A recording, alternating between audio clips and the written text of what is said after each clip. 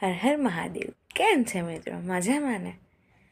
અચાનક હું પાઠ કરતી હતી ને તો મારા મનમાં આ વિચાર આવ્યો.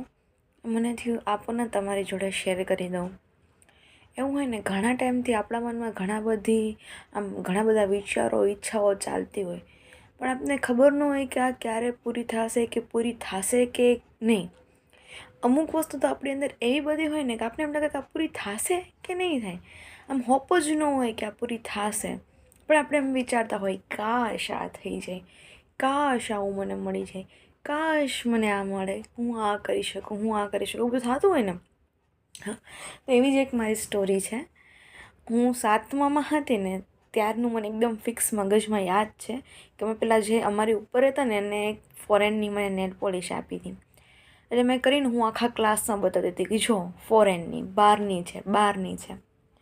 પછી અમારા કોઈક આજુબાજુવાળા ક્યાંક કોઈના રિલેટિવ આવ્યા હોય ને ચોકલેટ આપે ને તો હું બહુ રાજી થતી. હું મમ્મીને એમ કહેતી, મમ્મી આપણે કેમ કોઈ ફોરેન નથી રહેતું, કેમ મેં કીધું આપણા સગાવાલામાં કોઈ નથી, આપણું કોઈ નથી, તો મને એમ થાય કે મારા માટે કોઈક લાવે. હું ત્યાંનો મેકઅપ યુઝ કરું, ત્યાંની નેલ પોલિશ યુઝ કરું, ત્યાંની ચોકલેટ્સ ખાઉં, કેવું સારું હોત નહીં. એમ દર વખતે એમ થતું કે મારું તો કોઈ સગામ નથી, હવે હું ખુદ ફોરેન જાઉં કે મારા મેરેજ ફોરેન થાય તો મને મળશે ને, એવું હું વિચારતી હતી. નાની હતી, મોટી થતી ગઈ દર વખતે એક વિચાર ક્યારેક આવી જાય મગજમાં. શોખ બહુ હતો, પણ કોઈ દિવસ એમ થાય કાશ એવું થાત તો.